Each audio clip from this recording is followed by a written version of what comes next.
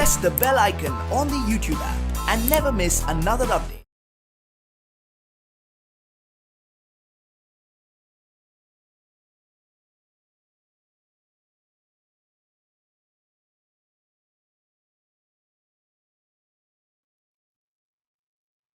Hello students, welcome to the discussion of integrated NEET test 1. So it consisting of split 1-2 syllabus of first PUC. The topics included in this test are some basic concepts of chemistry, structure of atom, redox reactions, and fourth one is states of matter. Last topic is thermodynamics and thermochemistry. So let us move on to the discussion of integrated NEET test 1. So let us consider the question number 1. The result of the operation 2.5 into 1.25 should be which of the following on the basis of significant figures?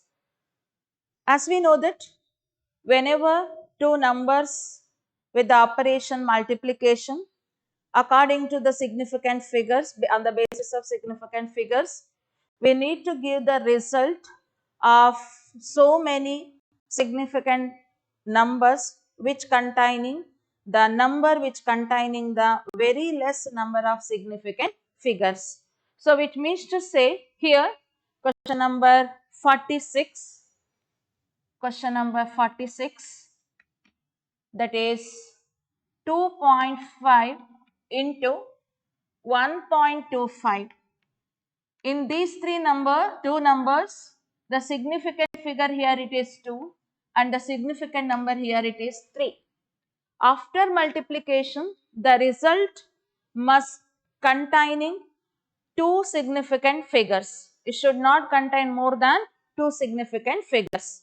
After multiplication, the value is 3.125. We need to give it in the two significant figures and hence the answer is 3.1. So this is on the basis of the significant figures. ಎರಡು numbers ನಾವು multiply ಮಾಡಿದಾಗ result ಏನು ಬರುತ್ತೆ product, ಅದನ್ನ ನಾವು the lowest significant numbers ಯಾವ number ಅಲ್ಲಿ ಇರುತ್ತೋ ಅದಕ್ಕೆ ನಾವು ಏನು ಮಾಡಬೇಕು, ರಿಸಲ್ಟ್ ನ ಕೊಡಬೇಕು. So 2 is the minimum significant figure present in a numbers. So therefore we need to give the result with two significant figures. It should not be more than two significant figures. Okay. Now, so the answer is 3.1. Move on to question number 47. How many seconds are there in 3 days? How many seconds are there in 3 days? So, question number 47. How many seconds are there in 3 days? So, 3 days, 1 day is nothing but 24 hours and 1 hour is nothing but 60 minutes and 1 minute is nothing but 60 seconds. Conversion, unit conversion we need to give days to seconds. Therefore, it is 3 into 24 into 60 into 60. So, after multiplication you will get 259200 seconds. So, this is your answer. So, if we convert 3 days to seconds, the number seconds will be 25. So, 2,59,200 seconds if we convert 3 days to seconds. So, that is the answer. So, conversion from day to seconds. Move on to the question number 48. Question number 48. Which of the following statements about Avogadro's hypothesis is correct?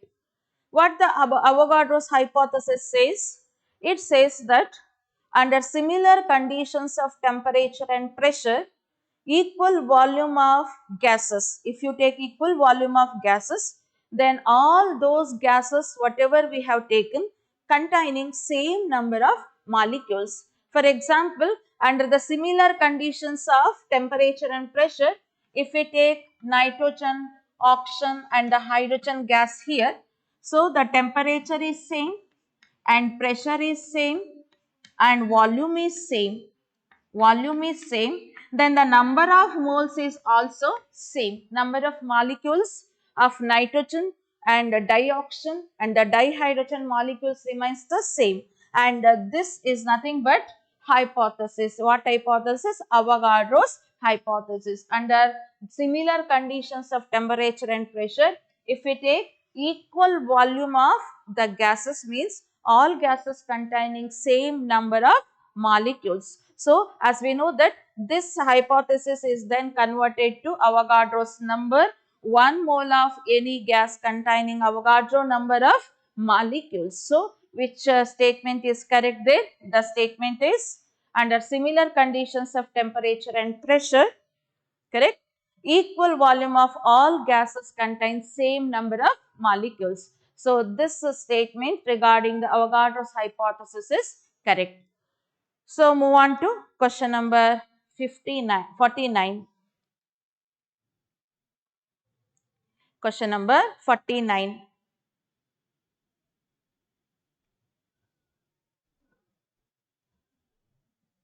What is question number 49? Question number 49. The number of oxygen atoms present in 1 mole of oxalic acid dihydrate is. What is the formula? Oxalic acid dihydrate.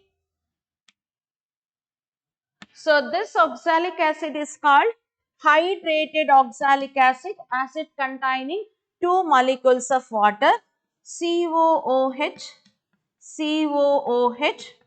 2H2O, and its formula is H2C2O4 2H2O. This is one molecule.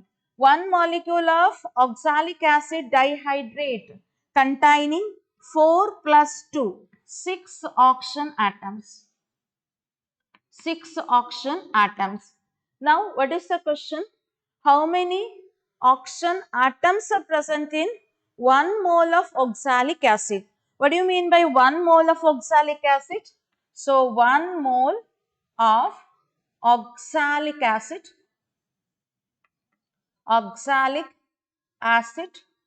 dihydrate means it containing Avogadro number of 1 mole is nothing but Avogadro number 6.022 into 10 power 23 molecules.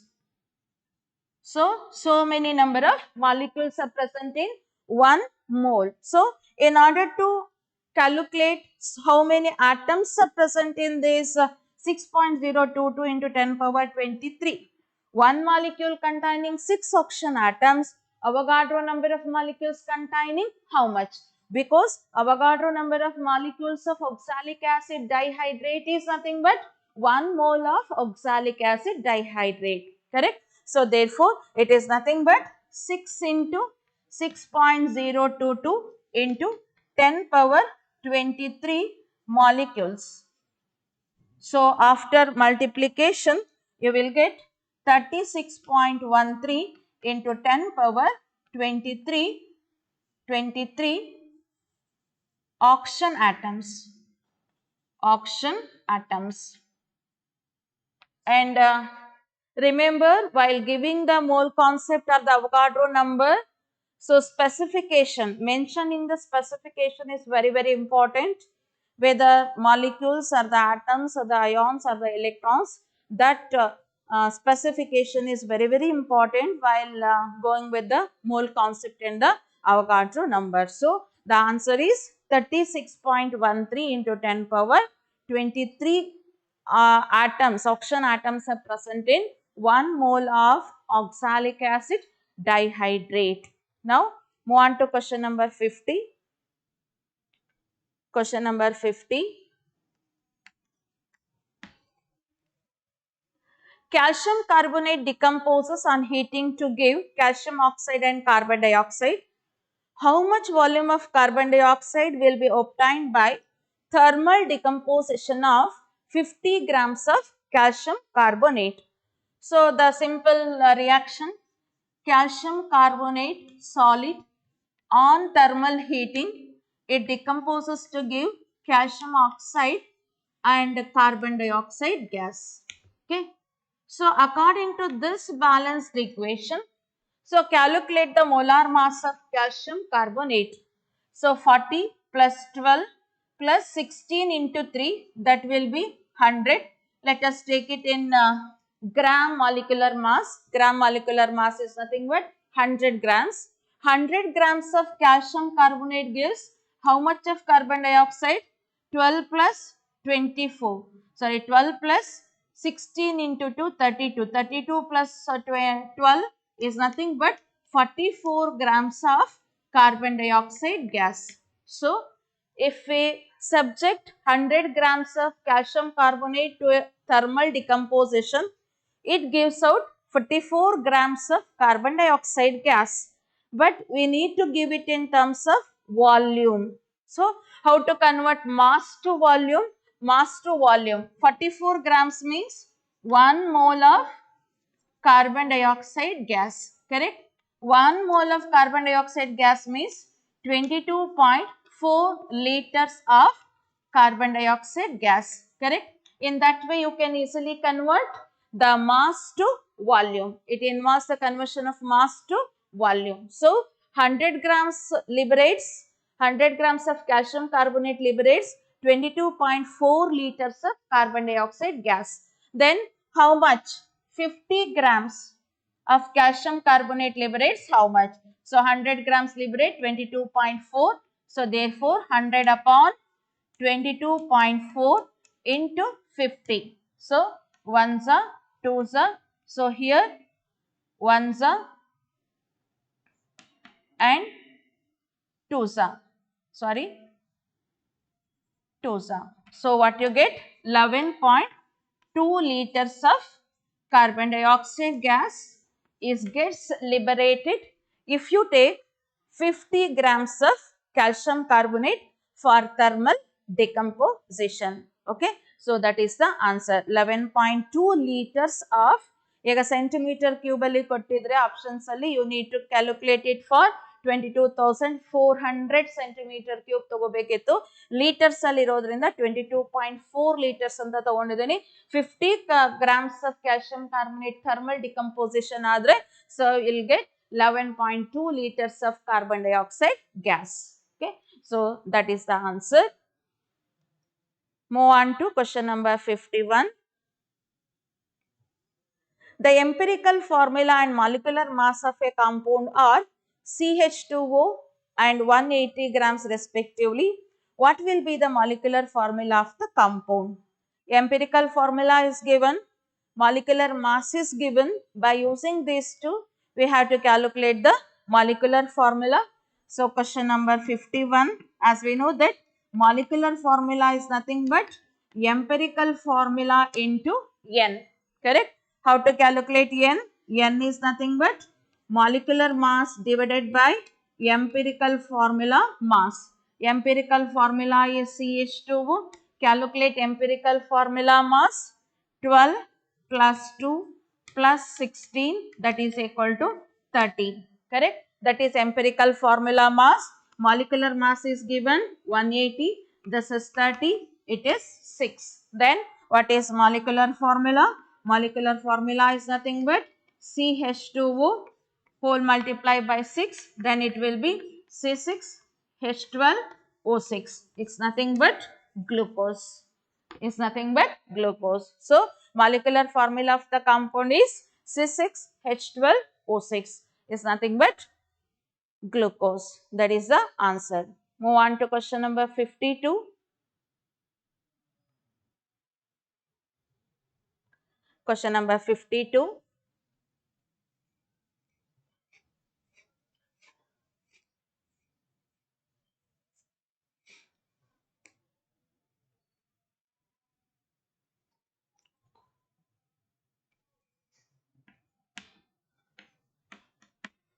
So in the question number 52, what is the question given?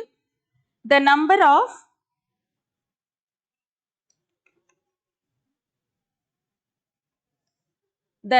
electrons which will together weigh 1 gram is. So what is the question asked? In 1 gram, how many electrons are present? The number of electrons present in 1 gram of electrons. So how many electrons? We need to convert mass to particles or the number of electrons. So let us consider the question. Number of electrons which will together weigh 1 gram is, as we know that mass of 1 gram, mass of 1 electron is given by, as you know, that's 9.9 it is 1096, let us take it in kg, minus 31 kg. This is the mass of 1 electron. So 9.1096 into 10 power minus 31 kg is nothing but 1 electron, one number electron. So only 1 electron. So then what is how many electrons are present in 1 gram of electron, which is to say, since it is in kg, we need to convert 1 gram to kg.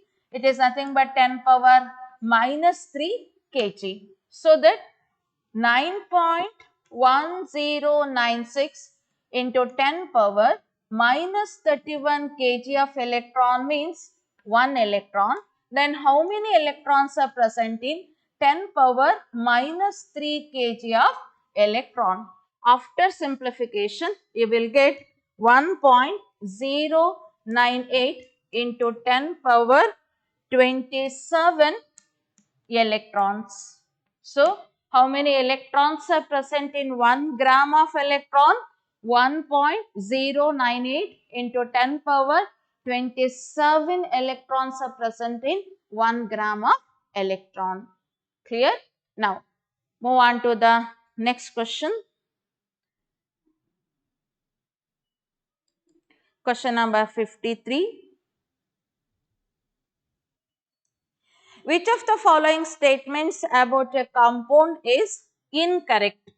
Question number 53. What is a compound? Compound is nothing but a chemical combination of two or more elements. So, the compound is made up of two or more elements. The two or more atoms of elements, similar elements are the different elements. During this chemical combination, the combination of atoms of different elements, they combine in a fixed ratio. The ratio of the combining atoms of different elements always in a fixed ratio. But after combination, as we know that the properties, if you take a chemical or physical properties of the elements that are not retained in the compound. For example, let me give the formation of water. So, water is obtained from combining chemical combination of hydrogen and oxygen. When hydrogen combines with oxygen, it gives water, as we know that. So, when hydrogen combines with oxygen, what is oxygen? It is a supporter of combustion. It is a supporter of combustion. Hydrogen is a combustible gas. What about water? It acts as a fire extinguisher. So, fire extinguisher means always we use water. ಬೆಂಕಿನ ಆರ್ಸಕ್ಕೆ use ಮಾಡ್ತೀವಿ ಯಾವುದನ್ನ ವಾಟರ್ನ. So, water is a fire extinguisher. Hydrogen is a combustible gas. Oxygen is a supporter of combustion, which means to say property of hydrogen and oxygen is not retained in water. So, the properties of the compound are differ from that of the properties of the combining atoms of different elements. They should not retain their properties after the formation of a compound. Compound alli ಅದರ properties na ಅದೇನು ಮಾಡಲ್ಲ retain ಮಾಡಲ್ಲ. So, that is very important in the one of the properties of the compound anta helbodu. Let us consider. So a compound cannot be separated into its constituent elements by physical methods of separation. This is true, but this is a correct statement with respect to mixture. If it is a mixture, then there is no fixed ratio in the mixture, and we can separate the constituent elements or the components present in a mixture just by even hand picking or by filtration or any of the physical separation technique. But in case of compound, we cannot separate the constituent elements by a physical methods of separation. We need to go for a very difficult chemical methods for the separation of constituent elements. So that statement is correct regarding the compound. The ratio of atoms of different elements in the compound is fixed. Wherever you go, the compound, in a compound say water, hydrogen and oxygen is present in the ratio 2:1. ಅಷ್ಟೇ ಇರುತ್ತೆ moles of hydrogen ಮತ್ತೆ oxygen ತಗೊಂಡ್ರೆ. The ratio of water is fixed. The ratio of hydrogen and oxygen in water is fixed, whatever may be the source. So the atoms, ratio of atoms of different elements in a compound is fixed. This statement is also correct. A molecule of a compound has atoms of different elements. This statement is also correct. And a compound retains the physical properties of its constituent elements. This statement is incorrect because once the chemical combination takes place, the constituent elements does not retain their physical properties in the resulting compound. Okay, so this statement is incorrect with respect to compound. Move on to question number 54. A measured temperature on Fahrenheit scale is 200 degree Fahrenheit. What will this reading be on Celsius scale? So we need to convert degree Fahrenheit to degree Celsius. Let us consider question number 54. What's the formula? Degree Fahrenheit is nothing but 9/5 degree centigrade plus 32. So let us rearrange this. Degree Fahrenheit minus 32 is equal to 9/5 degree centigrade, or so degree Fahrenheit minus 32 into 5/9 is equal to degree centigrade. Substitute the value 200 minus 32 into 5/9. So the after simplification you will get 93.3 degree centigrade. So this is the answer. So this is the formula you need to use to convert degree Fahrenheit to degree centigrade. So after simplification you will get 93.3 degree centigrade, or that is Celsius scale alli convert ಮಾಡಬಹುದು degree Fahrenheit ಇಂದ. So degree centigrade ಗೆ 200 Fahrenheit ಅಂತ ಹೇಳಿದ್ರೆ degree Fahrenheit ಅಂದ್ರೆ 93.3 degree centigrade, that is in Celsius scale. That is the value. So move on to the next question. Question number 55. What will be the molarity of a solution which contains 5.85 grams of sodium chloride solid per 500 ml? So molarity calculate ಮಾಡಬೇಕು. Question number 55. So molarity is given by number of moles of solute in volume. So ml ಅಲ್ಲಿ ಇದೆ ಅಂತ ಹೇಳಿದ್ರೆ we need to multiply it by 1000. Liters ಅಲ್ಲಿ ಇದ್ರೆ need not to multiply it by 1000 because liters ಅಲ್ಲಿ ಇತ್ತು ಅಂತಂದ್ರೆ 1 liter is equal to 1 liter ಆಗುತ್ತೆ. Number of moles of solute dissolved in 1 liter of a solvent ಅಂತ ಹೇಳ್ತೀವಿ molarity definition. Milliliters ಅಲ್ಲಿ ಇತ್ತು ಅಂದ್ರೆ since 1 liter of solvent containing 1000 milliliters, we need to multiply it by 1000. So what is number of moles? Number of moles is nothing but mass by molar mass.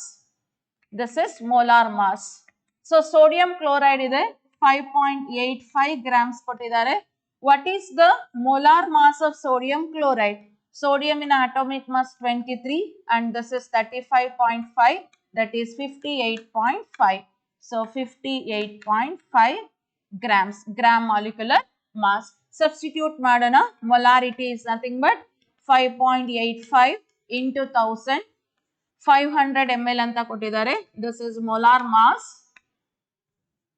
So 5 into 500. So this is 1 za, 2 za, and this is 1 za, this is 2 za. Okay. So in this case 58.5, thus after simplification, so this is 10 times hogute. After simplification, so 2 by 10, this is nothing but 0.2 mole per liter. So this is 1 side, the 10 agate. So illi 2 ide, 2 times tagondidani. So 2 by 10 is nothing but 0.2 mole per liter. 0.2 mole per liter is the molarity of the given sodium chloride solution. Okay. Move on to the question number 56.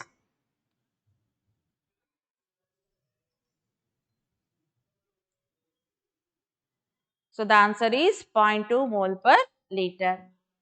56. How many neutrons are there in strontium kottidare? 88, 38. So strontium 88, 38. So what is 88 here? It is A and it is Z. What is A? Number of protons plus number of neutrons. Correct? And what is Z? Z is nothing but number of protons or number of electrons. Atomic number anta heltivi. Alige number of protons, number of neutrons is nothing but A minus Z. That is 88 minus 38, that is 50. So many neutrons are present in strontium. 50 neutrons are present in strontium. Very simple question. Move on to question number 57.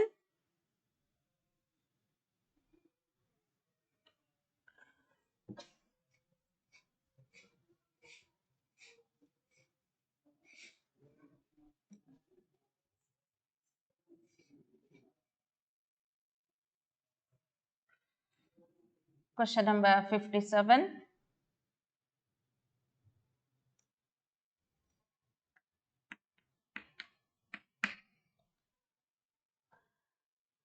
Which of the following species is isoelectronic with carbon monoxide?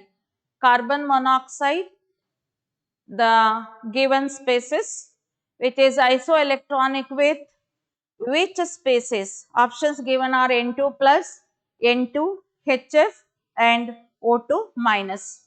So isoelectronic species is nothing but the species which containing same number of electrons. So here carbon monoxide, let us calculate the number of electrons first here. 6 plus 8, that is 14. Let us consider one by one here. N2 plus, so total nitrogen is 7 plus another atom of nitrogen containing 1 electron less, which means to say 6, that is 13 electrons, and here 14 electrons, and HF if you move on 1 plus 9, that is 10 electrons, and if you move on to next one O2 minus, O2 minus, so here 8 plus 8, negative charge means 1 electron, therefore 1 electron, total 17 electrons. What about nitrogen? So 7 electrons plus 7 electrons, that is 14 electrons. Same number of electrons are present in N2. Therefore, these two are isoelectronic in nature. Carbon monoxide and nitrogen are isoelectronic in nature. So, nitrogen is isoelectronic with, dinitrogen is isoelectronic with carbon monoxide. Move on to question number 58. How many orbitals in total are associated with fourth energy level? So, number of orbitals, that is question number 58. So it is given fourth energy level. Fourth energy level given, correct? That is n is equal to 4, principal quantum number. Therefore, number of orbitals in a given shell is given by n square. N is 4 here, 4 square, that is nothing but 16. Total 16 orbitals are present in the fourth energy level. Total 16 orbitals, and it includes the s orbital, p orbital and also d orbital. Move on to question number 59. According to Bohr's theory, the angular momentum of an electron in fifth orbit is. So, angular momentum according to Bohr's theory, angular momentum mvr, this is angular momentum according to Bohr's theory. The angular momentum is given by mvr is equal to nh by 2 pi. nh by 2 pi. This is the formula. Angular momentum mvr is given by nh by 2 pi. What is n? N is equal to 5. The fifth orbit they have mentioned. Therefore, angular momentum n value substitute ಮಾಡಿ 5 into h divided by 2 pi. So, 2 ones are 2.5 ಆಗತ್ತೆ. That is 2.5 h by pi. So, this is the answer. 2.5 h by pi is the answer. This is the angular momentum according to Bohr's theory of fifth orbit. Move on to question number 60.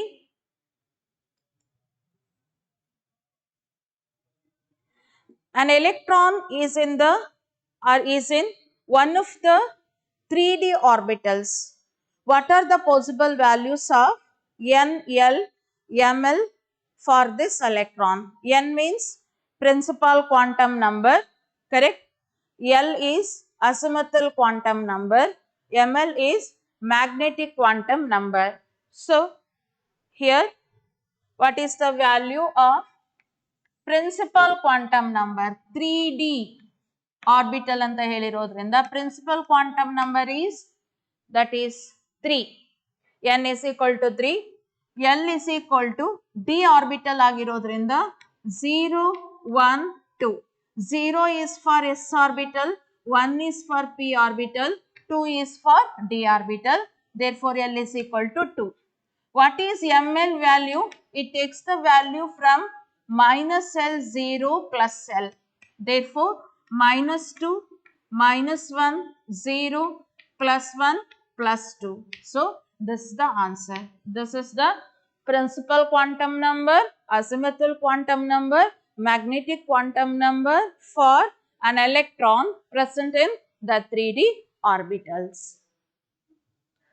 Answer is this one, because here, look at here, n is equal to 3 is there, principal quantum number is correct, but l is equal to 1 means it is for p orbital, and here n is equal to 3, correct, l is equal to 3 is there, this is for f orbital. So, azimuthal quantum number 3 anta ಹೇಳಿದ್ರೆ ಅದು f orbital ಆಗುತ್ತೆ, ಇಲ್ಲಿ ಕೇಳಿರೋದು d orbital, ಹಾಗಾಗಿ ಅದು ಮತ್ತೆ magnetic quantum number differ ಆಗುತ್ತೆ. n is equal to 3, principal quantum number correct ಇದೆ. l is equal to 0, 0 for s orbital ಆಗುತ್ತೆ. Therefore, this is also wrong. Okay. Now, move on to question number 61. Volume of a given mass of a gas at 17 degrees centigrade is measured as 200 centimeter cube. The volume of the same mass of gas at the same pressure and a temperature of 47 degrees centigrade will be. So, here pressure remains constant. As the temperature varies, the volume also varies. So volume of a given mass is directly proportional to temperature here. This is according to Charles law. So question number 61, this problem is based on Charles law. As you know the formula, V1 by T1 equals V2 by T2. What we required? V2. V2 is equal to, so V1 T2 by T1. So T1 is equal to 273.17. So T2 is equal to 273.47. ಇಲ್ಲಿ ಕೆಲ್ವಿನ್ಗೆ convert ಮಾಡ್ಕೊಳ್ಬೇಕು. 17 degree centigrade ಕೊಟ್ಟಿದ್ದಾರೆ, ಅದನ್ನ ಕೆಲ್ವಿನ್ಗೆ convert ಮಾಡ್ಕೊಂಡಾಗ ನಮಗೆ so 290 ಆಗತ್ತೆ ಇದು, and this will be equal to 320 Kelvin ಆಗುತ್ತೆ. T2 is 320 Kelvin and T1 is 290 Kelvin. Substitute ಮಾಡಿ, volume V1 is equal to 200 into 320 divided by 290. So after simplification you'll get 220.6 centimeter cube. So that is the volume when remaining the same pressure, but the temperature if it is increased from 17 degree centigrade to 47 degree centigrade. So this is the volume in centimeter cube. V1 is given in centimeter cube. Kelvin cancel agutte, left with centimeter cube, 220.6 centimeter cube. Move on to question number 62. So the answer is 220.6.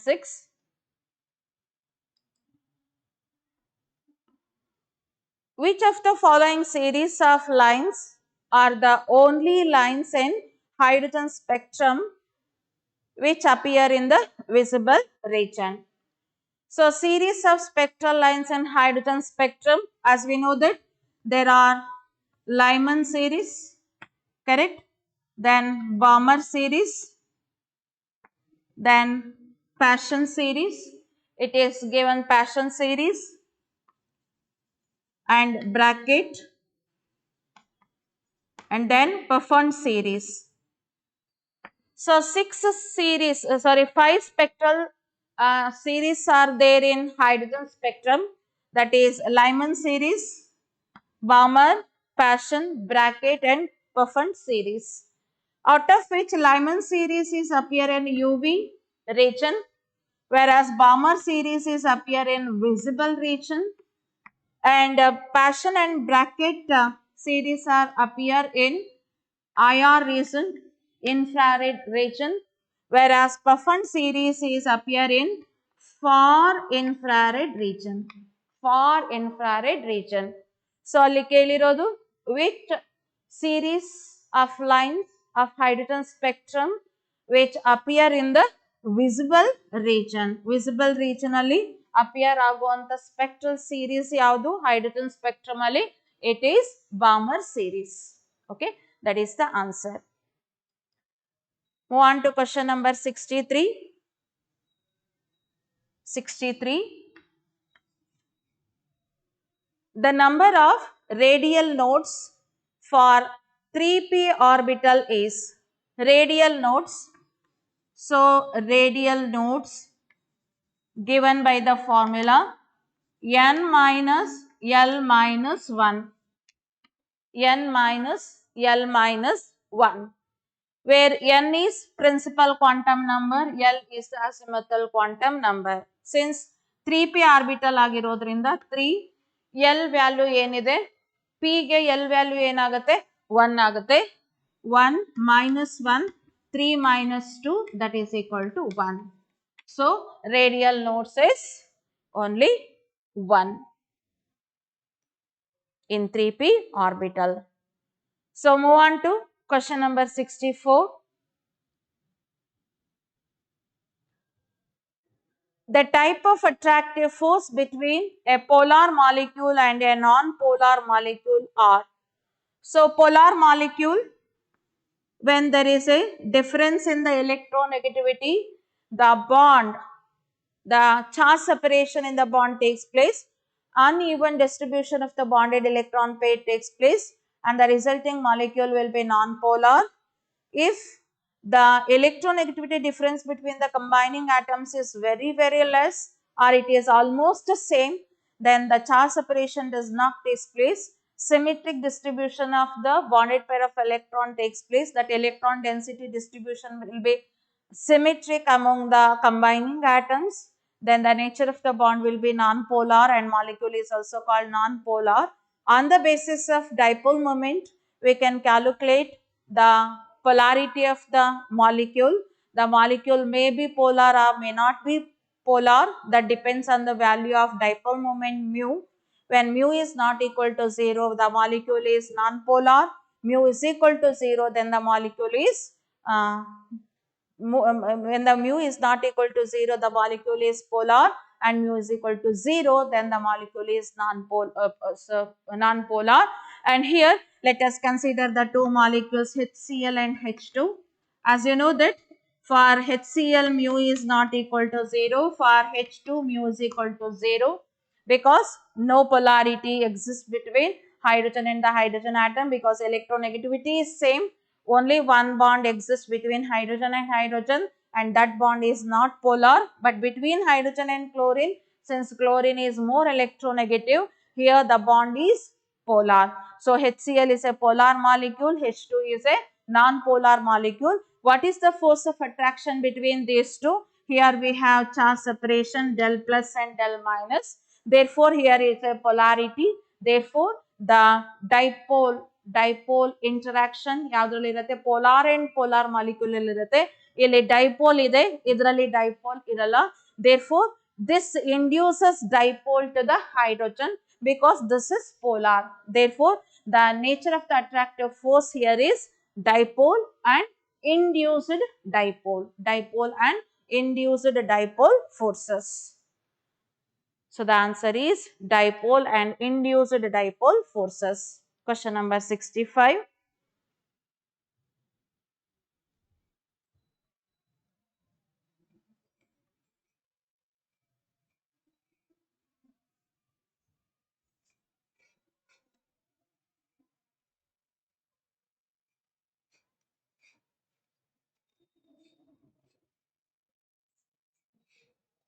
Question number 65. Two electrons present in M shell will differ in M shell K, L, M. So third energy level N is equal to 3 ಬರುತ್ತೆ. Let me take 3s orbital ಅಂತ ತಗೊಂಡ್ವಿ ಅಂತ ಹೇಳಿದ್ರೆ, ಅಲ್ಲಿ principal quantum number N is equal to 3 for one electron, and for second electron also N is equal to 3. And what about L? L is equal to 0 for electron and 0 for the same electron, and ML is 0 for one electron, 0 for another electron, but spin quantum number for one electron it is half, and for another electron it is minus half, because in one of the orbitals, if you take, the orbital can accommodate two electrons, where the principal quantum number, azimuthal quantum number, magnetic quantum number may be same, but spin quantum number, so there is a spin quantum number, the electrons are there, but they are with the opposite spin. One is in clockwise direction, another one is in the anti-clockwise direction. The one electron is having a spin quantum number value plus half, ಆದರೆ ಇನ್ನೊಂದು electron minus half ಆಗಿರುತ್ತೆ. All the quantum numbers value same ಇರುತ್ತೆ, but spin quantum number ಏನಾಗಿರುತ್ತೆ, differ ಆಗಿರುತ್ತೆ. ಈಗ 3p ಅಂತ ತಗೊಂಡ್ರು ಕೂಡ 3p ಆರ್ಬಿಟಲ್ ಅಲ್ಲಿ ಯಾವ್ದಾದ್ರು ಒಂದು ಆರ್ಬಿಟಲ್ ಅಲ್ಲಿ 2 ಎಲೆಕ್ಟ್ರಾನ್ಸ್ ಇದೆ ಅಂತ ಹೇಳಿದ್ರೆ n is equal to 3, l is equal to 1 ಆಗುತ್ತೆ. but for both the electrons n is equal to 1 ಆಗುತ್ತೆ. but spin quantum number ಗೆ ಬಂದಾಗ one electron with plus half spin, another electron is with minus half spin. so ಅಲ್ಲಿ opposite spin ಇರುತ್ತೆ. so that is spin quantum number. They are different spin quantum number. Question number 66. Bohr's theory can also be applied to the ions like. So, Bohr's theory is applicable for hydrogen-like species. Bohr's theory ಯಾವುದಕ್ಕೆ apply ಆಗುತ್ತೆ? Hydrogen like species ಗೆ apply ಆಗುತ್ತೆ. So hydrogen ಗೆ apply ಆಗಿರೋದ್ರಿಂದ hydrogen ಅಲ್ಲಿ ಎಷ್ಟು electron ಇರುತ್ತೆ? Only 1 electron. So it is applicable to that species which having 1 electron. Let me give helium plus ಅಂತ ಕೊಟ್ಟಿದ್ದಾರೆ. 2 electrons ಅಲ್ಲಿ ಪ್ಲಸ್ ಚಾರ್ಜ್ ಇರೋದ್ರಿಂದ 1 electron ಹೋಗುತ್ತೆ, left with 1 electron. Correct? Next lithium. lithium 2 plus. lithium 2 plus ಅಂತ ಹೇಳಿದ್ರೆ ಅಲ್ಲಿ 1 electron ಇರುತ್ತೆ, ಸಾರಿ 3 electrons ಇರುತ್ತೆ, ಅಲ್ಲಿ 2 electrons ಹೋದ್ರೆ left with 1 electron. lithium atomic number so ಅಲ್ಲಿ 3 ಆಗಿರುತ್ತೆ, ಅಲ್ಲಿ 2 plus ಅಂತಂದ್ರೆ 2 electrons ನ ನಾವು ರಿಮೂವ್ ಮಾಡಬೇಕಾಗತ್ತೆ. Next one beryllium 3 plus. Beryllium 3 plus atomic number 4 ಅಲ್ಲಿ 3 ಹೋದ್ರೆ 1 electron. So here all these ions are having the 1 electron, only 1 electron. They are like hydrogen species. Hydrogen ಹೇಗೆ 1 electron ಇದೆಯೋ ಇದಿಷ್ಟು ions ಅಲ್ಲೂ 1 electron ಇರೋದ್ರಿಂದ so the Bohr's theory is applicable to all the ions. Why it is applicable to all the ions? Because all the ions are having 1 electron like hydrogen. Bohr's theory is applicable to hydrogen. hydrogen ಅಂದ್ರೆ containing 1 electron. So ಇದೆಲ್ಲ ions ಅಲ್ಲೂ 1 electron ಇರೋದ್ರಿಂದ it is applicable to all the ions. So therefore answer is all of these. All of these. Now move on to the next question. Question number 67.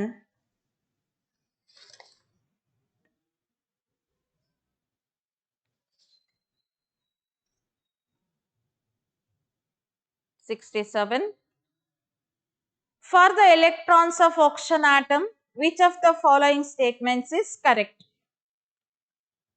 ZEFF anta kottidare. What is ZEFF?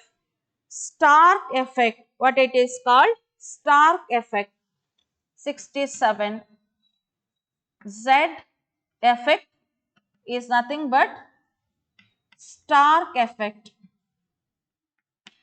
In a Stark effect andre splitting of spectral lines. The splitting of spectral lines in the presence of magnetic field and in electric field. Magnetic field influences ಅಲ್ಲಿ electric field influence ಅಲ್ಲಿ spectral lines split ಆದರೆ ಅದನ್ನ stark effect ಅಂತ ಕರಿತೀವಿ. This effect changes the behavior of light and also lowers the n plus L value. n plus L value ನ decrease ಮಾಡುತ್ತೆ. It lowers the n plus L value. So ಈಗ what are the statements given here with respect to the electrons of oxygen atom? So Stark effect for an electron in 1s orbital is the same as Stark effect for the electron in 2s orbital. This statement is wrong.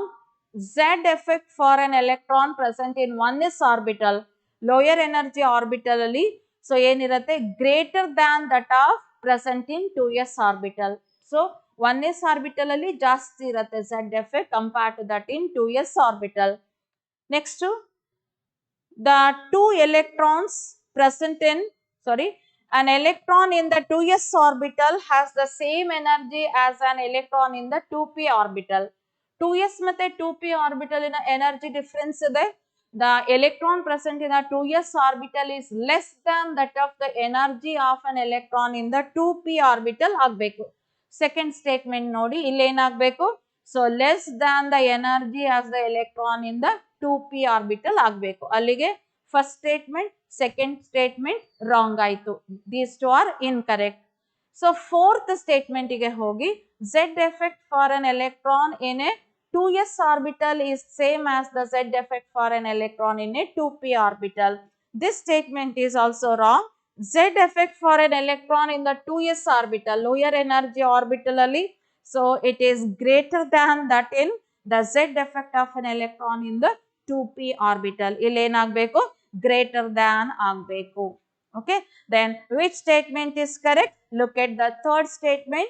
The two electrons present in 2s orbital have a spin quantum numbers, that is ms, but of opposite sign. ನಾನು ಹೇಳಿದೆ one orbital can accommodate 2 electrons. 2s orbital ಅಲ್ಲಿ 2 electrons ಇರುತ್ತೆ ಅಂತ ಹೇಳಿದ್ರೆ 2s orbital ಅಲ್ಲಿ 2 electrons ಇರುತ್ತೆ ಅಂದ್ರೆ one is with clockwise spin, another one is with anti-clockwise spin. ಈ ತರಾನ ಇರುತ್ತೆ. So quantum number, spin quantum number ಇರುತ್ತೆ, but they are in the opposite sign ಇರುತ್ತೆ. Plus half ಒಂದು, minus half ಒಂದು ಇರುತ್ತೆ. So this is true. This is the correct statement regarding the electrons of the oxygen atom. Okay, so the answer is 2 electrons present in a 2s orbital have spin quantum number ms, but of opposite sign. Move on to question number 28. What is the electronic configuration of O2 minus ion? O2 minus ion 68. O2 minus ion. Ili O2 minus 8 electrons, atomic number of oxygen is 8. 8 electrons present in oxygen, 2 minus 2 negative charges means we need to add 2 more electrons. Total number of electrons will be 10 electrons. Now let us write the electronic configuration. 1s2, 2s2, 2p4 ಆದರೆ action ಆಗುತ್ತೆ, 2p6 ಆದರೆ O2 minus ಆಗುತ್ತೆ. O2 minus ಗೆ O2 minus ಗೆ electronic configuration 1s2, 2s2, 2p6. 6 plus 2 plus 2. Total 10 electrons. 1s2, 2s2, 2p4 ಅಂತ ಹೇಳಿದ್ರೆ it is for oxygen. 2 electrons add ಆಗುತ್ತೆ. So O2 minus ion ಆಗಿರೋದ್ರಿಂದ ಅಲ್ಲಿಗೆ so 2p6 ಆಗುತ್ತೆ. So the answer is 1s2, 2s2, 2p6. Move on to question number 69. At what temperature 28 grams of nitrogen will occupy a volume of 20 liters at 2 atmosphere? So, temperature, at what temperature 28 grams of nitrogen will occupy a volume of 20 liters at 2 atmosphere? Question number 69. Let us consider 69. As we know that ideal gas equation PV is equal to nRT. Correct? P is given 2 atmosphere and volume is given 20 liters and N is number of moles, mass by molar mass. Dinitrogen ಕೊಟ್ಟಿರೋದ್ರಿಂದ 28 grams, this is mass and this is molar mass. Molar mass of nitrogen is 28. ಅಲ್ಲಿಗೆ ಇದು 1 mole ಆಗುತ್ತೆ. Mole atmosphere liter ಅಲ್ಲಿ ಇರೋದ್ರಿಂದ R value ಏನಾಗುತ್ತೆ 0.082 litre atmosphere per kelvin per mole ಆಗುತ್ತೆ. ನಮಗೆ ಬೇಕಾಗಿರೋದೇನು temperature T is equal to PV by NR. P is 2 atmosphere into 20 liters divided by 1 mole into 0.082. ಅಲ್ಲಿ atmosphere litre Molu ಇಲ್ಲಿ cancel ಆಗುತ್ತೆ, left with kelvin left ಆಗುತ್ತೆ and after simplification of this you'll get 487.2 Kelvin. This is the temperature at which the 28 grams of nitrogen will occupy a volume of 20 liters at 2 atmosphere. So that is the temperature. So the answer is 287.2. Move on to question number 70. What will be the molality of the solution containing 18.25 grams of HCl gas in 500 grams of water?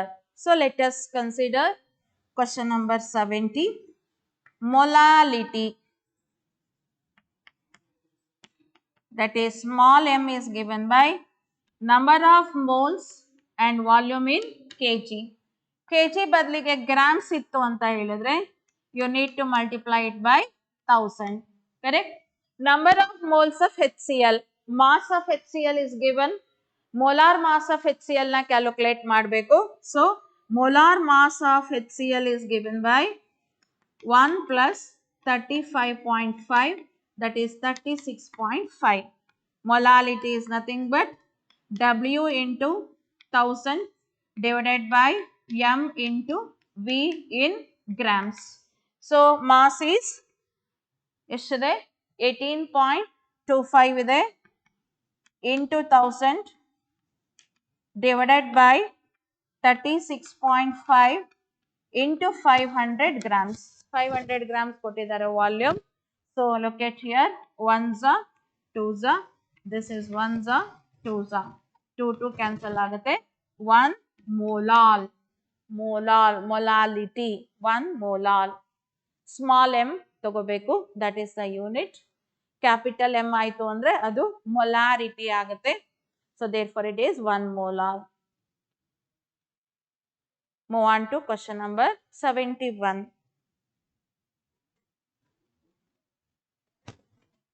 Cl2OH minus gives rise to Cl minus. Question number 71.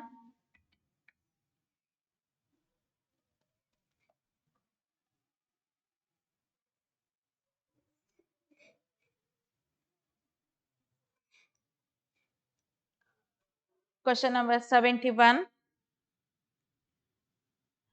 Cl2 plus OH minus gives rise to Cl minus ClO4 minus plus H2O. Ionic reaction is given, and here what is the nature of chlorine, whether it undergoes oxidation or reduction, whether it is get oxidized or reduced, that we need to calculate in this equation. So it is very simple. Chlorine Cl2 OH minus gives rise to Cl minus ClO4 minus plus H2O. Correct? Look at here, chlorine is gets changed to Cl minus, Cl2 is gets changed to ClO4 minus. ಎರಡು ಕಡೆಗೂ oxidation state ನ calculate ಮಾಡಿದ್ರೆ ಆಯ್ತು. Oxidation state of dichlorine is 0, elemental form ಇರೋದ್ರಿಂದ 0 ಆಗುತ್ತೆ. 0 ಇಂದ ಇಲ್ಲಿ oxidation state ಏನಾಗುತ್ತೆ, -1 ಆಗುತ್ತೆ. So 0 to -1 is get reduced. Reduction ಆಗುತ್ತೆ. 0 to -1, gaining of electron is undergoes reduction from 0 to -1. ಇಲ್ಲಿ O4 ಮೈನಸ್ ಇದೆ, ಆಕ್ಸಿಡೇಷನ್ ಸ್ಟೇಟ್ ನ ಕ್ಯಾಲ್ಕುಲೇಟ್ ಮಾಡಿದ್ರೆ X ಆಕ್ಸಿಜನಿನ ಆಕ್ಸಿಡೇಷನ್ ಸ್ಟೇಟ್ -2 ಆಗಿರುತ್ತೆ. -2 into 4 -8 is equal to -1. X is equal to -8, ಈ ಕಡೆ ಹೋದ್ರೆ +8 ಆಗುತ್ತೆ, +7 ಆಗುತ್ತೆ. So oxidation state here is +7. So 0 ಇಂದ +7 ಗೆ ಆಕ್ಸಿಡೇಷನ್ ಸ್ಟೇಟ್ ಆಫ್ ಕ್ಲೋರಿನ್ ಏನಾಗಿದೆ, ಚೇಂಜ್ ಆಗಿದೆ. After losing the electron, loss of electron is nothing but oxidation, and here it undergoes or it is oxidized. ಅಲ್ಲಿಗೆ chlorine is oxidized as well as reduced.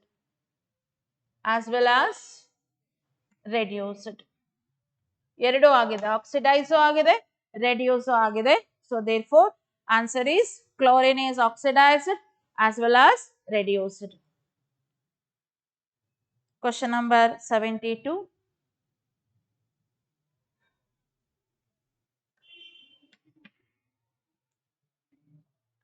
The equilibrium constant for the reaction is 10. What will be the value of delta G naught at 300 Kelvin? Delta G naught is free energy change, standard free energy change. What is the relation between free energy change and the equilibrium? So let me give the equation which gives the relation between the standard free energy change and the equilibrium constant. Delta G naught is equal to minus 2.303 RT log K. Correct? What is R? R is nothing but 8.314. Then joule per mole per Kelvin. T is 300 Kelvin. It is given. 300 Kelvin is given. What is K? 10 is given. Then what is delta G naught? Substitute the value 2.303 RT 8.314 into 300 into log 10. Log 10 value is 1. Therefore, after simplification, we will get minus 5744.1 joules ಬರತ್ತಿಲ್ಲಿ. So, ಅಲ್ಲಿ joules ಬರತ್ತೆ. This is the answer in terms of joules because R ಅನ್ನ ನಾವು joules ಅಲ್ಲಿ ತಗೊಂಡಿದ್ದೀವಿ. Kilo joules ಅಲ್ಲಿ ಇದೆ ಅಲ್ಲಿ options ಅಲ್ಲಿ. Therefore, convert it into kilojoules. So, 5.74 kilojoules. So, that is the answer. Minus 5.74 kilojoules. That is the answer. Minus 5.74. On to question number 73. The statement, the change of enthalpy of a chemical reaction is same whether the reaction takes place in one or several steps. So, question number 73. On the simple reaction, carbon undergoes oxidation to give carbon dioxide. Okay. Carbon undergoes combustion to give carbon dioxide, solid, gas. Let the change in enthalpy of reaction is delta HR for this reaction. But the same reaction can be done in two steps.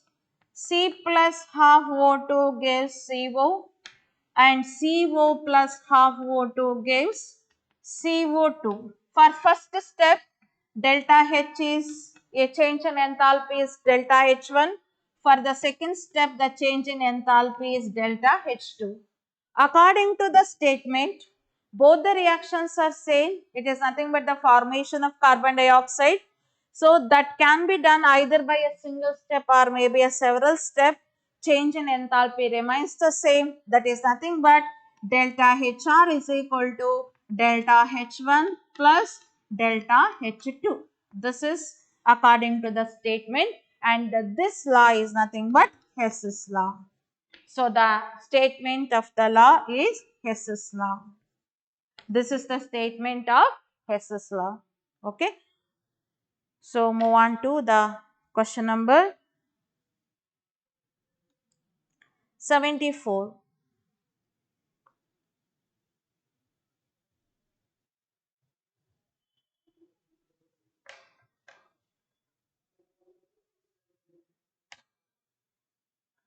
The van der Waals constant A for the gases O2, N2, NH3 and CH4 are 1.3, 1.390, 4.170, 2.5, 2.253 liter square atmosphere per mole square respectively. The gas which can be most easily liquefied is, whenever van der Waals constant is given, question number 74, what is A? Van der Waals constant A? A indicates the magnitude of force of attraction between the molecules. Higher the forces of attraction between the molecules, easier is the liquefaction of the gases. ಯಾವ gaseous molecules ಮಧ್ಯ forces of attraction ಜಾಸ್ತಿ ಆಗ್ತಾ ಹೋಗುತ್ತೆ, magnitude ಜಾಸ್ತಿ ಆಗ್ತಾ ಹೋಗುತ್ತೆ, then that gas is easy to liquefy. That gas can be easily gets converted to liquid. That is the meaning. So, higher the value of A, easier is the liquefaction of gas. So, it is directly proportional to liquefaction of gas. ಹಾಗಾಗಿ higher value ಯಾವುದಿದೆ ಅಲ್ಲಿ So ammonia. Ammonia gas can be easily liquefied because it having a higher value of A. Which gas is very difficult to liquefy anta kelidre ide question na which gas is having which gas is very difficult to liquefy anta kelidre you need to write the answer as oxygen because it is having a very lower value for A. Increasing order anta kelbodu, decreasing order anta kelbodu. So ide question na bere bere tara kelbodu. Okay, so the answer here is NH3.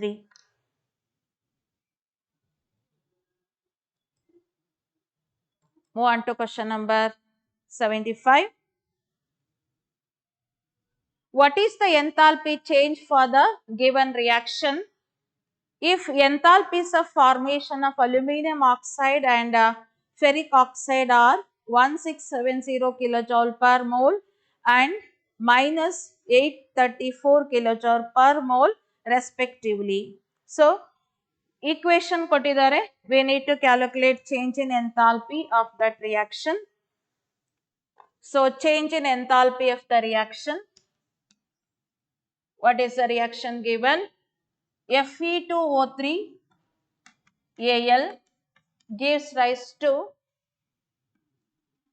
Al2O3 2Fe. ಇದು solid. Elemental state ಅಲ್ಲಿ ಇದ್ದಾಗ whenever the molecule is in elemental state, change in enthalpy, standard enthalpy will be equal to 0 ಆಗಿರುತ್ತೆ. So enthalpy change will be equal to 0 for elements in their standard state. Now this is product, this is reactant. So change in enthalpy is given by sum of enthalpy change of the products, enthalpy change of the product minus total sum of enthalpy change of the reactants. So product anta helidre illi formation of aluminum oxide kottidare. So what is the value? 1670 anta kottidare, that is minus 1670. Don't forget to write the negative sign here. Minus 1670 kottidare. And what is the value of enthalpy of formation of the ferric oxide? It is minus 834 kilojoules kottidare. Minus into minus plus ಆಗುತ್ತೆ 1670 plus 834 ಆಗುತ್ತೆ and simplify ಮಾಡಿದಾಗ ನಿಮಗೆ minus 836 kilojoule per mole. Sign should be of higher value. Higher value sign ಯಾವುದಿದೆ? Negative sign ಇರೋದ್ರಿಂದ it is minus 836 kilojoules per mole ಆಗುತ್ತೆ. That is the enthalpy change for the given reaction. Minus 836. Move on to question number 76.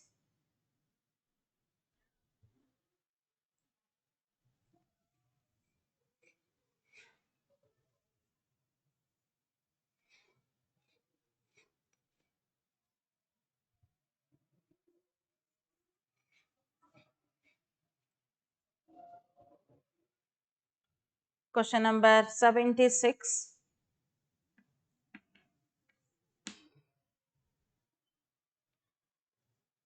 The pressure of a mixture of equal weights of two gases X and Y with molecular weight 4 and 40 respectively is 1.1 atmosphere.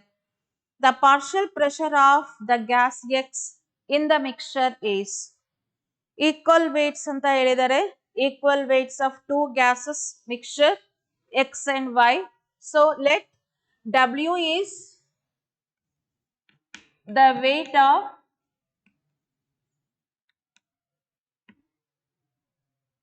weights of two gases X and Y.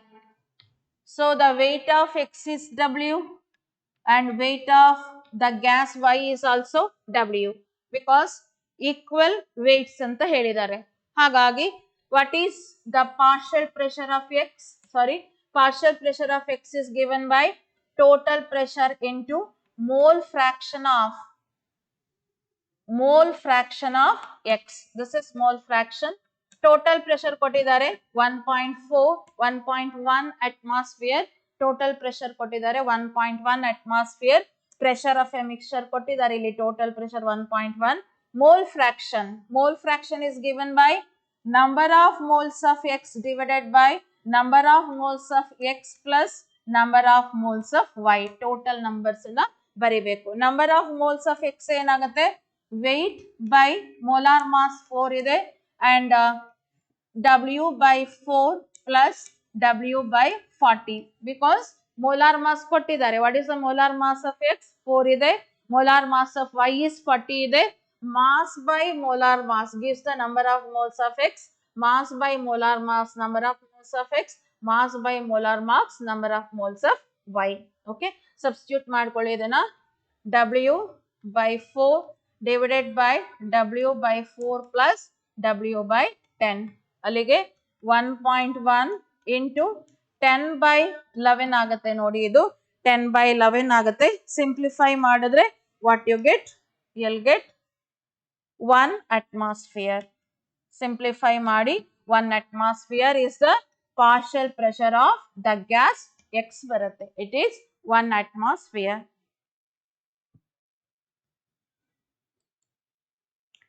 On to question number 77. Gas in a cylinder is maintained at 10 atmosphere pressure and 300 Kelvin temperature. The cylinder will explode if pressure of the gas goes beyond 15 atmosphere. When it is increased beyond 15 atmosphere, the cylinder will explode. What is the maximum temperature to which the gas can be heated? So this is on the basis of Gay-Lussac's law. Keeping a temperature, pressure, volume constant, the pressure of a gas is directly proportional to temperature. So on the basis of that, let us give question number 77. So here P1 by T1 equals P2 by T2. What we require? T2. So P2 into T1 divided by P1. Substitute ಮಾಡಿ P2 is 15 atmosphere.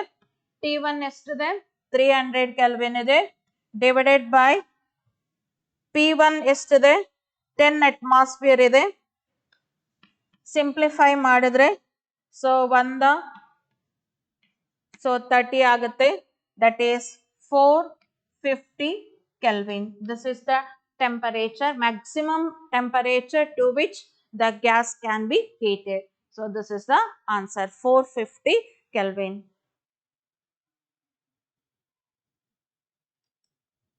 Move on to question number 78.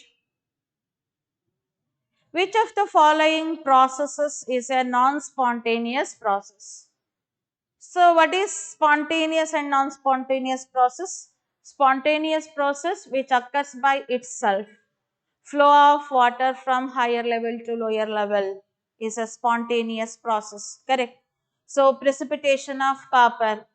So zinc, when zinc rock dipped in copper sulfate solution, the copper sulfate precipitate gets precipitated by itself without the aid of external agency. So sugar na now salt ಅಥವಾ sugar na water ಹಾಕಿದ್ರೆ it dissolves by itself. Then if two gases na now mix ಮಾಡಿದ್ರೆ it mix with each other through a diffusion. ಅಲ್ಲೇನು mixing aid na ನಾವು use ಮಾಡಲ್ಲ. So all these are examples for spontaneous processes. Whereas what do you mean by non-spontaneous processes? Non-spontaneous processes are those processes which occurs with the help of external agency. So if you want to the flow of water takes place from lower level to higher level. It's not possible by itself. We need to use an external agency. So to shift ಆಗ ವಾಟರ್ನ ನಾವು lift ಮಾಡಬೇಕು ಅಂತಿದ್ರೆ ಟ್ಯಾಂಕಿಂದ over ಟ್ಯಾಂಕಿಗೆ ನಾವಲ್ಲಿ ಮೋಟ್ರನ್ನ use ಮಾಡೇ ಮಾಡ್ತೀವಿ, external ಏಜೆನ್ಸಿನ use ಮಾಡೇ ಮಾಡ್ತೀವಿ. So ಹಾಗೇನೆ ಯಾವುದೇ ಒಂದು process, when the process takes place with the help of external agency, then those processes are nothing but what? The non-spontaneous processes. So let us consider which of the following processes is a non-spontaneous process. So precipitation of copper when zinc rod is dipped in aqueous solution of copper sulfate. Copper sulfate solution ಅಲ್ಲಿ ನಾವು zinc rod ಅನ್ನ drip ಮಾಡ್ತಿದ್ದಂಗೆ ಅಲ್ಲಿ copper ಏನಾಗುತ್ತೆ precipitation ಆಗೋಗ್ಬಿಡುತ್ತೆ. So that is occurs by itself without the help of external agency. Dissolution of salt or a sugar in water, it also takes place by itself without the help of external agency. Mixing of two gases through diffusion, that also takes place by itself without the help of external agency. But the flow of heat from cold body to hot body in contact, definitely it requires external agency. Therefore this process is non-spontaneous. But flow of heat from hot body to cold body is a spontaneous process. But cold body to a hot body in contact requires an external agency. Therefore it is a non-spontaneous process. Move on to question number 79.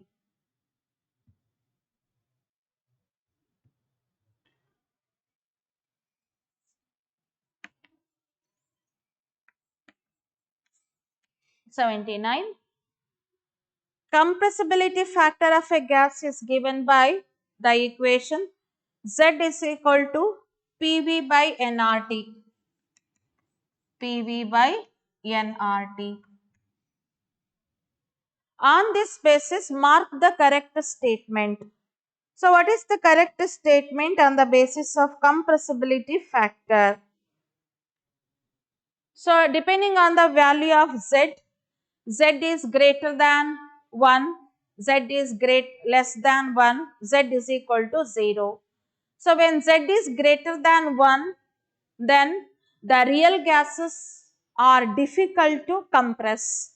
When Z is less than 1, the real gases are easy to compress. When Z is equal to 0 or Z is equal to 1, then you can say the gases are get compressed. The compression, it means the reaction is at equilibrium anta kariತೀವಿ. So ಅಲ್ಲಿಗೆ the Z is greater than 1 means the real gases are difficult to compress.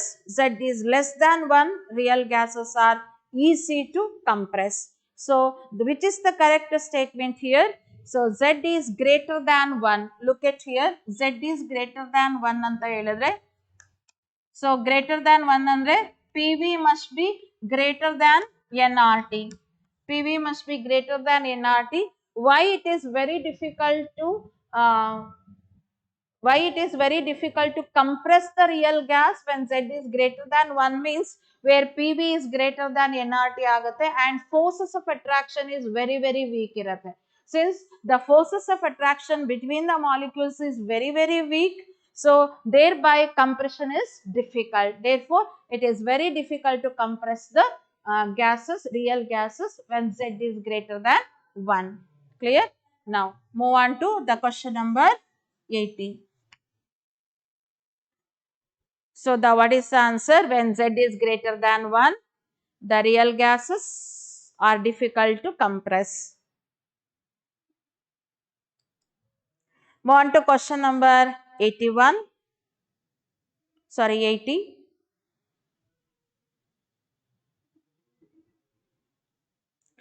Among the following, the incorrect statement is, here this is nothing but real gas, ideal gas.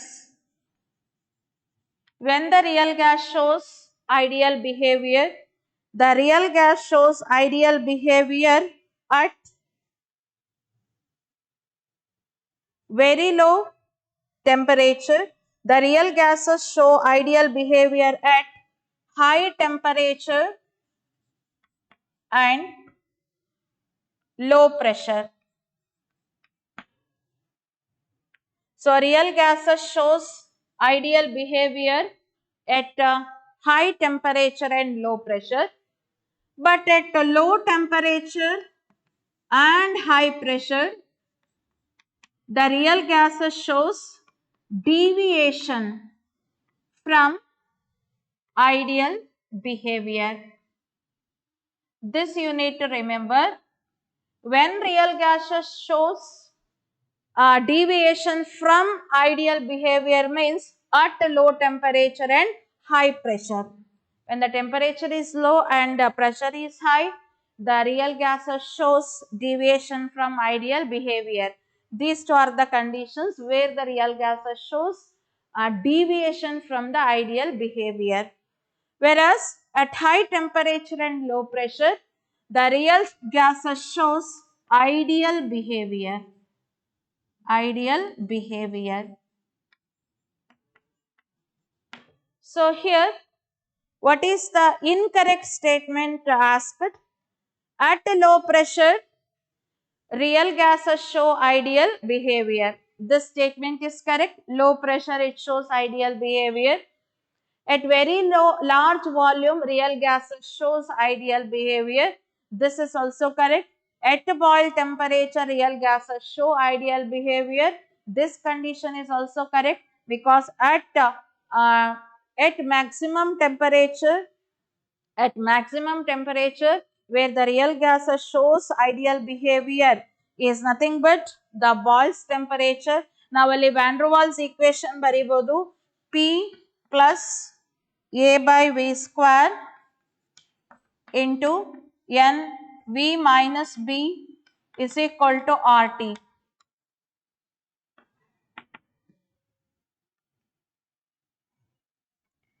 So, ಇಲ್ಲಿ according to this van der Waals equation, so ಈಗ at very large volume ಅಂತ ಹೇಳಿದಾಗ you can neglect A by V square and also B.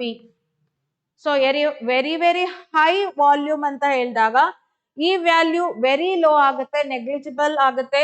B value ಕೂಡ negligible ಆಗುತ್ತೆ. ಯಾವಾಗ when the volume is very large, ಅಲ್ಲಿಗೆ ನಮಗೆ equation ಏನಾಗುತ್ತೆ, P V is equal to R T. P V is equal to R T is a equation for ideal gas equation. Therefore, at very large volume, with very high volume, large volume ಅಲ್ಲಿ ಏನಾಗುತ್ತೆ, ನಾವು A by V squared ಮತ್ತೆ B, the van der Waals constant ಅನ್ನು ನಾವು ಇಲ್ಲಿ neglect ಮಾಡಿದ್ರೆ, so neglect ಯಾಕೆ ಮಾಡ್ತೀವಿ, because its value is very low compared to the value of V.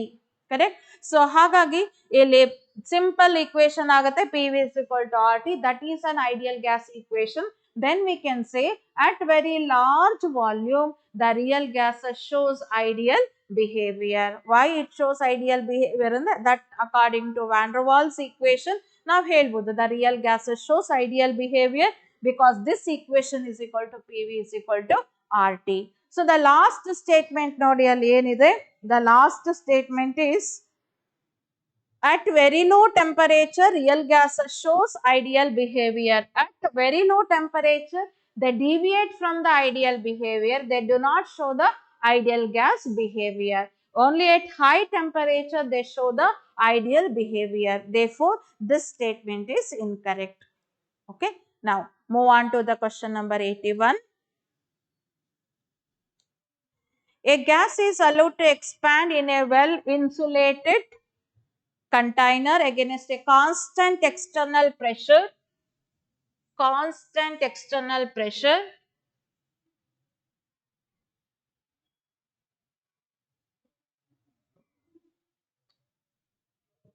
So, constant external pressure of 2.5 atmosphere from an initial volume of 2.5 liter to a final volume of 4.5 liter. The change in internal energy, delta U of the gas in joules will be, we need to calculate it in joules. So, let us consider question number 81. As we know that work done is given by minus P external delta V, or we can say minus P external V2 minus V1. Okay. Then what is P external here? It is minus 2.5. Correct. 2.5 atmosphere allirutte, and V2 is 4.50 minus V1 is 2.50. 2.50 to final volume 4.50. So simplify madana. So if you simplify this, -5 atmosphere ಆಗುತ್ತೆ. atmosphere ನ ಜೌಲಿಗೆ convert ಮಾಡಬೇಕು. 1 atmosphere is nothing but 101.325 joules ಆಗುತ್ತೆ. Therefore multiply it by 101.325 joules. What you get? It is minus 505.25 joules. So this is the work done. ಏನು calculate ಮಾಡಕ್ಕೆ ಹೇಳಿದಾರೆ ಇಲ್ಲಿ? Internal energy change. Delta U is equal to Q plus W. Q is equal to 0 because the cylinder, the allowed to expand insulated container ಅಂತಿರೋದ್ರಿಂದ, so since here used insulated container, no exchange of heat takes place between system and the surrounding. Therefore delta U is equal to W. What is W here? Minus 505.25 joules. So this is the answer. It should be in joules. Atmosphere in the joules ಗೆ convert ಮಾಡಿದೀನಿ. 1 atmosphere is nothing but 101.325 joules ಆಗಿರೋದ್ರಿಂದ 5 atmosphere ಅಂದ್ರೆ 5 into 1 joule ಅನ್ನು ಹಾಕಿದ್ದೀನಿ. So this is the answer. Around 505, that is minus 505 is the answer. Internal energy change. Okay, move on to question number 82. Which of the following arrangements represents increasing oxidation number of the central atom? Oxidation number na calculate ಮಾಡಬೇಕು ಇಲ್ಲಿ one by one.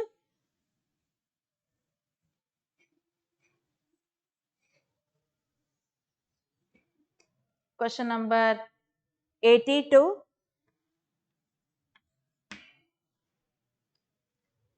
So what is the given ions? ClO3 minus ಇದೆ, ಇಲ್ಲಿ calculate ಮಾಡಿ. x ಇದು -2, x -6 is equal to -1, x is equal to +5 ಆಗುತ್ತೆ. ಯಾವುದು? ClO3 minus, then MnO4 minus ಇದು central atom manganese ಆಗುತ್ತೆ. x 4 2s are 8, that is -2 ತಗೋಬೇಕು. Option -2, 4 -2, 4 into -2 -8 is equal to -1. So x is equal to +7 ಆಗುತ್ತೆ. Then CrO2 minus, so ಇಲ್ಲಿ x -4 is equal to -1, so +3 ಆಗುತ್ತೆ. 2 into -2, that is -4. Then CrO4 2 minus, that is x -8 is equal to -2, x is equal to +6 ಆಗುತ್ತೆ. ಅಲ್ಲಿಗೆ so the ಯಾವ order ತಗೊಂಡಿದ್ದಾರೆ ಅಲ್ಲಿ?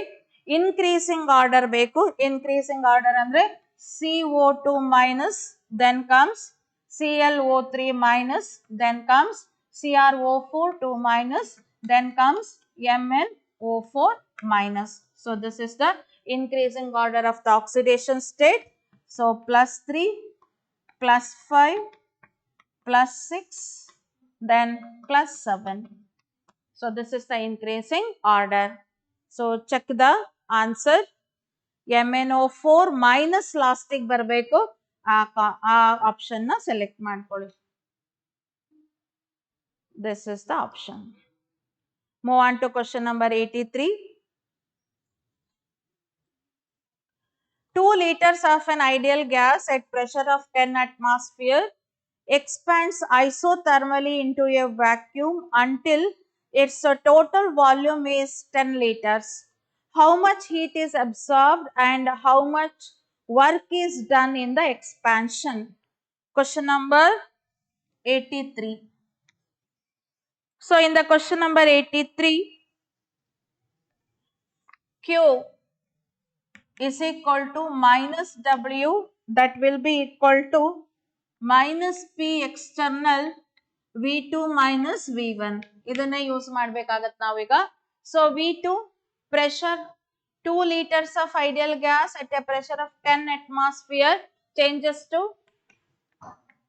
10 liters ಅಂತ ಇದೆ. So 10 liters is V2, 2 liters is V1, that is initial volume ಆಗುತ್ತೆ. ಅಲ್ಲಿ it expands isothermally into vacuum ಅಂತ ಇದೆ. vacuum ಅಂತ ಹೇಳಿದವಾಗ ಸೊ ಅಲ್ಲಿ vacuum ಅಂತ ಹೇಳಿದ್ರೆ P external will be equal to 0.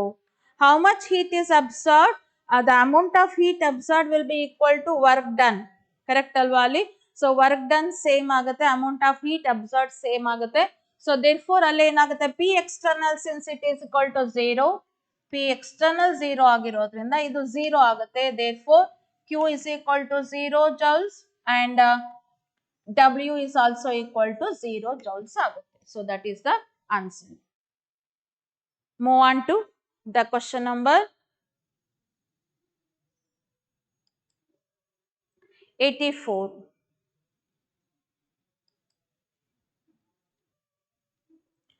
Which of the following elements does not show disproportionation tendency? So fluorine, chlorine, bromine, iodine, halogens given. Which of the following elements does not show disproportionation tendency? In a disproportionation tendency andre the element can undergo both oxidation and reduction in the same reaction. So one molecule if it undergoes oxidation, another molecule if it undergoes reduction, then it is called redox. But disproportionation is nothing but the same element has to undergo both oxidation and the reduction. And as we know that the oxidation state of fluorine, it is fixed here. Oxidation state of fluorine anta tagondre it is fixed, it is -1. -1 means it shows a greater tendency to undergo reduction. It shows a greater tendency to undergo reduction but not the oxidation. So the loss of electron from the valence shell of fluorine does not take place, but it shows a greater tendency to undergo reduction and its oxidation state is fixed to -1. Therefore, the loss of electron does not take place with respect to fluorine. It only undergoes reduction but not the oxidation. Therefore, so the fluorine does not show a disproportionation tendency. But other elements in the 17th group element, they show both the positive oxidation state when it undergo oxidation and also reduction. ಎರಡೂನು ತಗೊಳುತ್ತೆ. So ClO4 minus I have given an example. In a similar way, BrO4 minus if you take where the +7 oxidation state ಬರುತ್ತೆ, IO4 minus that is ion of an iodine, it also undergoes oxidation. So only the exception here is fluorine. It does not undergo disproportionation. It does not show a disproportionation tendency. It is a strong oxidizing agent, you know that, and fluorine is a strong oxidizing agent. So that is the answer. Move on to question number 85.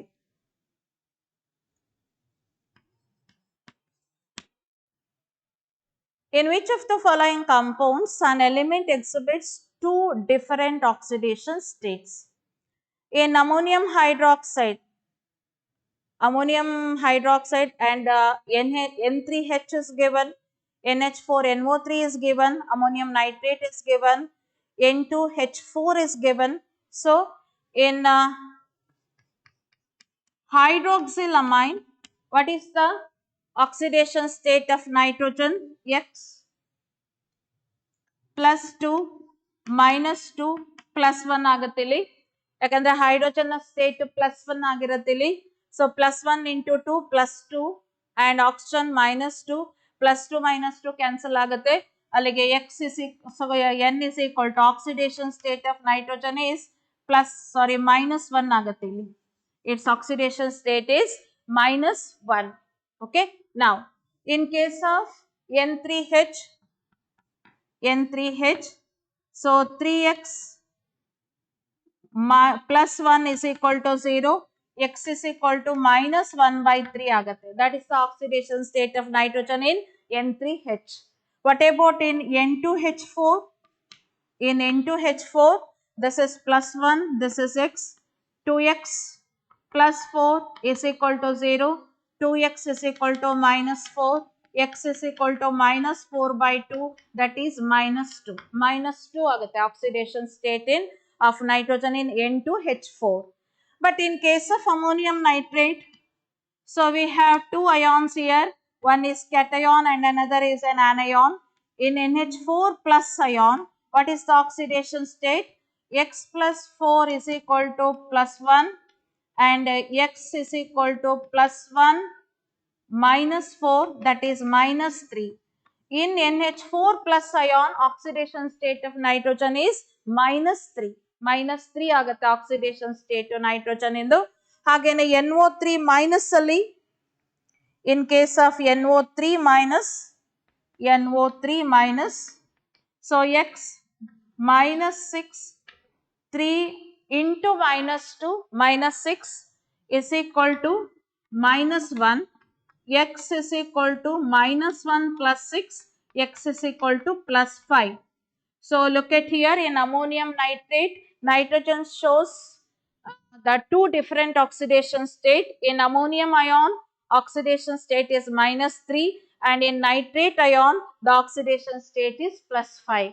Therefore, in ammonium nitrate, nitrogen shows two different oxidation states and in a remaining molecules, it shows only one oxidation state. Move on to question number 86.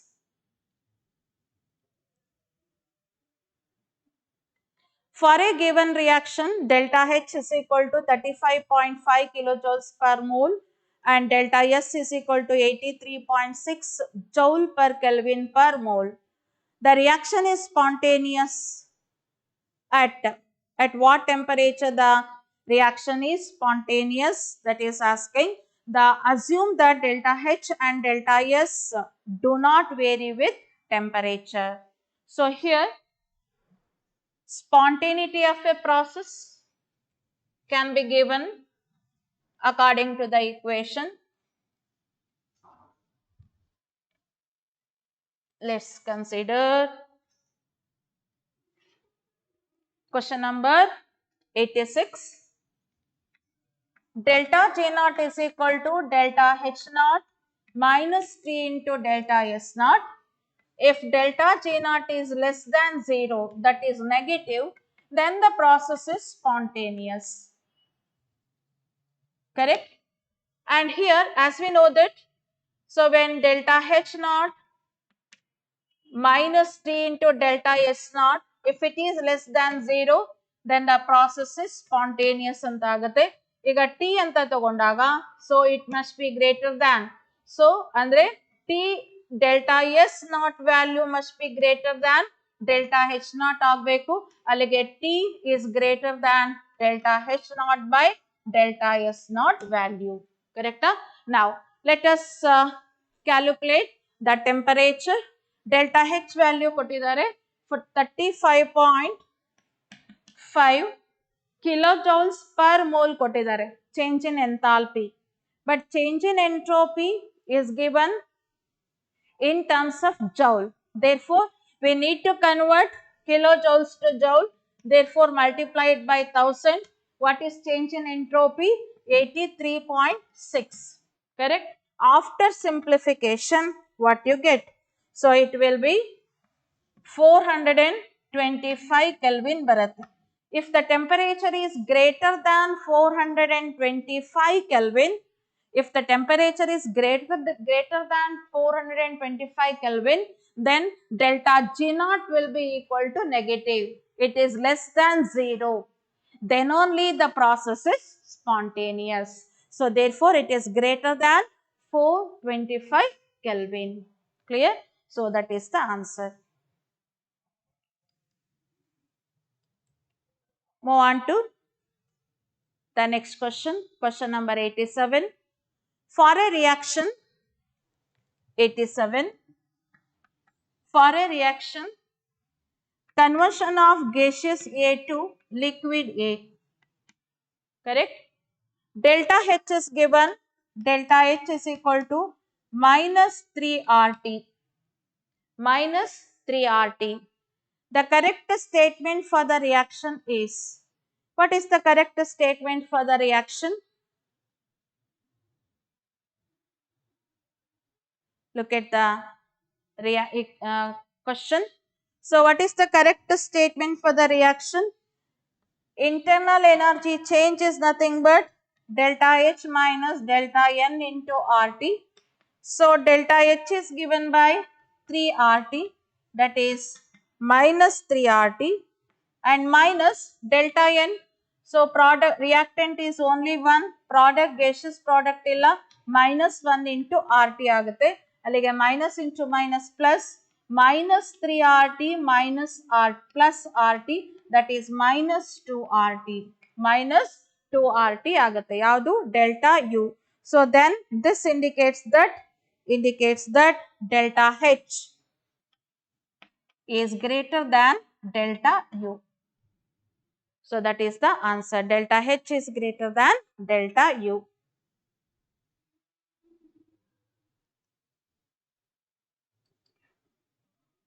Substitute ಮಾಡಿ, zero reactant ಯಾಕೆ ಅಂದ್ರೆ gaseous reactant product ಇಲ್ಲ, ಇಲ್ಲಿ liquid ಆಗಿರೋದ್ರಿಂದ gaseous reactant -1 into minus plus ಆಗುತ್ತೆ RT. So, minus 2RT. Okay. Now, move on to question number 88. If W is the amount of work done by the system and Q is the amount of heat supplied to the system, identify the type of a system. The Q amount of heat is supplied to the system, W amount of work is done by the system, but there is no exchange of the matter takes place between system and the surrounding. That is not mentioned. There is no exchange of matter takes place between system and the surrounding. Therefore, the nature of the system here, it is closed system. The nature of the system here, it is closed system. Work is done by the system. Q is the amount of heat supplied to the system, given to the system. By utilizing that much of heat, the W amount of work is done by the system. No exchange of the matter takes place between system and the surrounding, and hence the system is closed system. On to question number 89. The oxidation number of an element in a compound is evaluated on the basis of certain rules. Which of the following rules is not correct in this respect? The algebraic sum of all the oxidation numbers in a compound is 0. For example, if you take ammonium chloride, sum of the oxidation state of nitrogen, hydrogen and chlorine will be equal to 0. If it is an anion anta tilkolli, that is ClO4 minus anta tagondre, then sum of the oxidation state of all the elements will be equal to the total negative charge, equal to total negative charge on the ion. Positive charge ಇದೆ, total positive charge on the ion ಅಂತ ನಾವು equal ಮಾಡ್ತೀವಿ. But algebraic sum of oxidation number in a compound is always 0. This statement is correct. Now, move on to the second statement. In all its compounds, the oxidation state of fluorine is -1 because it is highly electronegative element and it is a strong oxidizing agent. It shows a greater tendency to undergo reduction rather than the oxidation. Therefore, it shows the oxidation number always equal to -1. An element in the free or in the uncombined state where the oxidation state is 0. In its standard state or in its elemental state, the oxidation state is 0. Iron, solid iron, 0. Oxidation state is 0. So, Cl2, it is a dichlorine, that is in an elemental form. Therefore, its oxidation state is also 0. Cl2, O2, 0, H2, 0. So, in their elemental state or in a free state or not in a combined state, then the oxidation state will be 0. This statement is also correct. Let us move on to the one here. The oxidation number of hydrogen is always +1.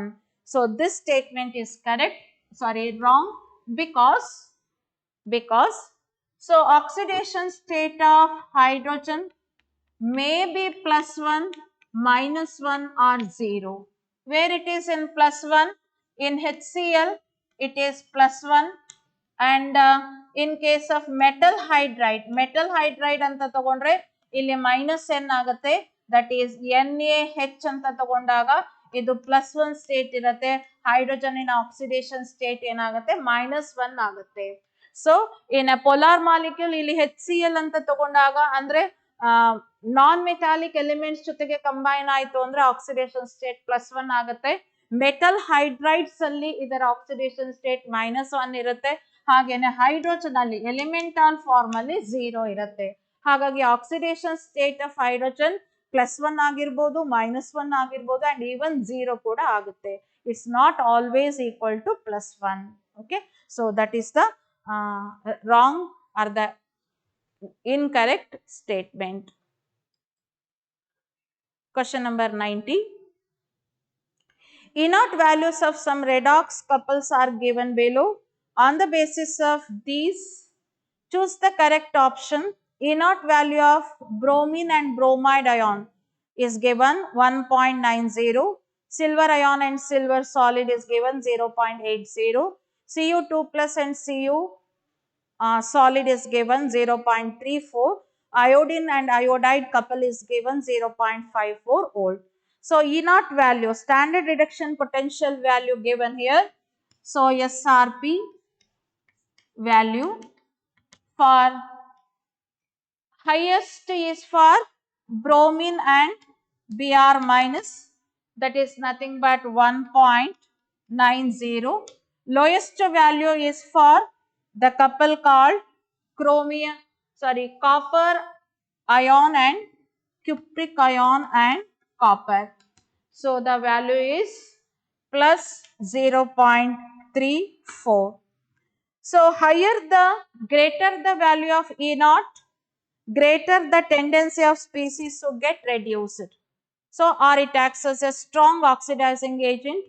So higher the value of E naught, higher is its tendency to undergo reduction, or it acts as a strong oxidizing agent. So lower the value of E naught, it indicates that its tendency to undergo oxidation, and thereby it acts as a reducing agent. So higher value is for this couple and lower value is for copper couple, copper 2 plus and copper couple. So therefore you can say that out of the given statement, what's the statement given? Look at the statement. Copper will reduce silver, copper will reduce bromine, copper will reduce bromide, copper will reduce iodide. So out of the given E naught value for bromine to bromide couple, it is higher value. Therefore you can say copper will reduce Br minus. So copper will reduce Br2 dibromine. So this is the answer. It will reduce bromine to bromide ion. So because it acts as a very good reducing agent, because its inert value is low. Okay, so that is about the discussion of integrated NEET test 1.